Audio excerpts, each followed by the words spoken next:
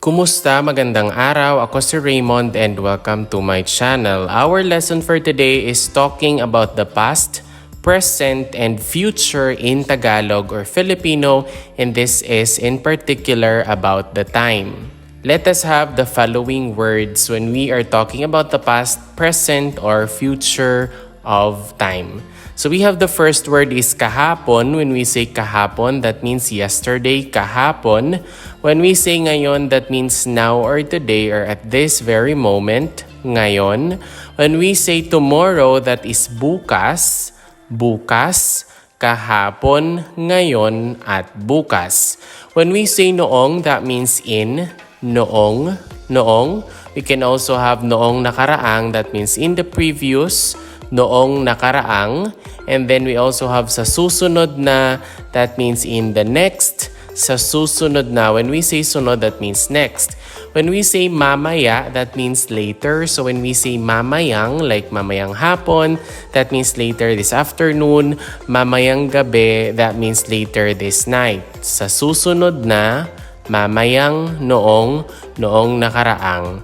Kahapon, ngayon, bukas, noong, noong nakaraang, sa susunod na, and mamayang. So let us have the following example of phrases using the word ngayon, which means now or today, in Tagalog. When we say ngayong umaga, that means this morning, ngayong umaga. You can also say ngayong tanghali, that means this afternoon, this noon, kasi tanghali is noon and afternoon is hapon. So likewise, when you say ngayong hapon, that means this afternoon, and when you say ngayong gabi, that means this evening. You can also say ngayong araw, that means this day. You can also say ngayong buwan, this month. When we say buwan, that's month. You can also say ngayong taon, that means this year, and you can also say ngayong linggo, that means this week. So linggo is week, araw is the day, buwan is the month, taon is the year, and linggo is the week. We also have the word kahapon. When we say kahapon, that means yesterday. So you can say kahapon ng umaga, that means yesterday morning. You can say kahapon ng tanghali, that means yesterday noon.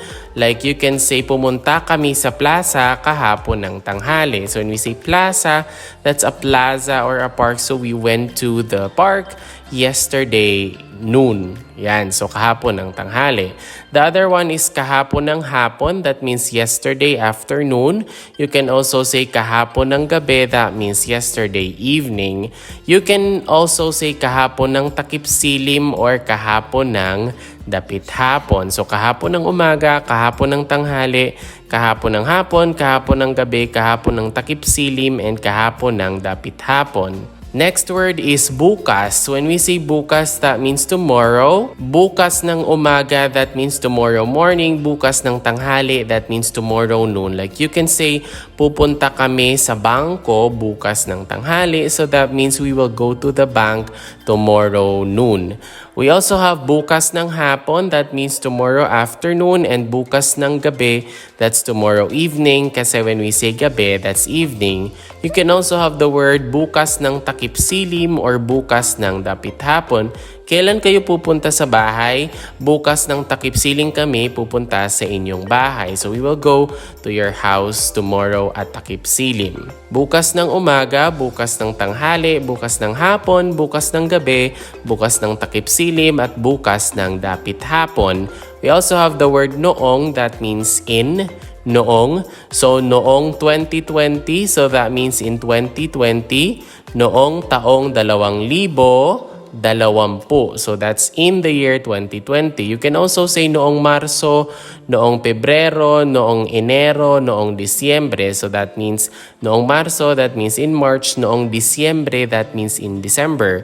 You can also say noong Sabado, that means in on Saturday. Or noong Lunes, that's Monday. When we say Lunes, that's Monday. So on Monday, noong Lunes. Another word is noong nakaraang, that means in the past.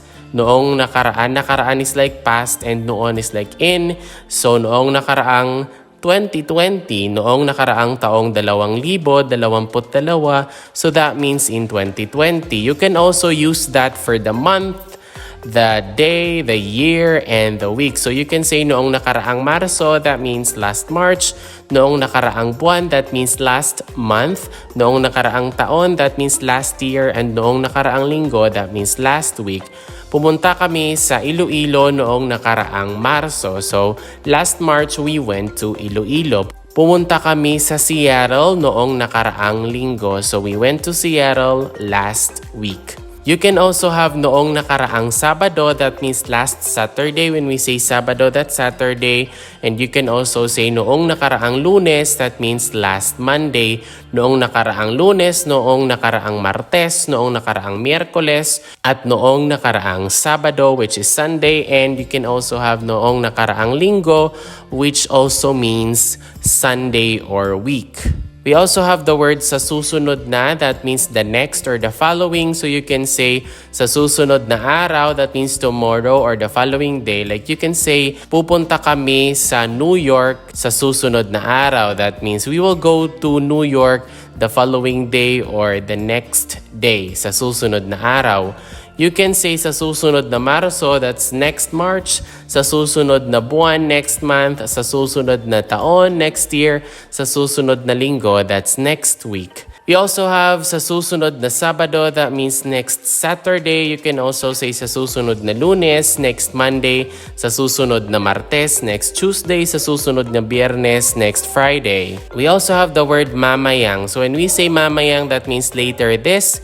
Mamayang ika-5 ng hapon, that means later at 5 in the afternoon. Hapon is afternoon. So mamayang ika-5 ng hapon. You can also have mamayang umaga or mamayang tanghali. So later this morning or later this noon, kasi umaga is morning and tanghali is noon. So mamayang hapon, later this afternoon, and mamayang gabi, that's later this evening. Of course, once again, these are some of the words that you will be using when you are talking about the past, present, and future about time.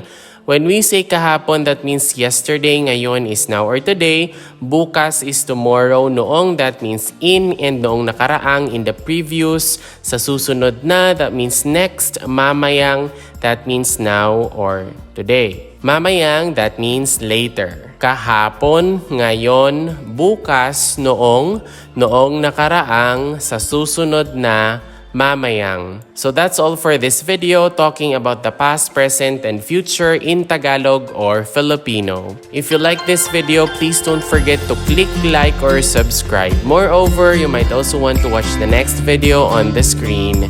Maraming salamat, paalam at ingat. Thank you very much, goodbye, and take care.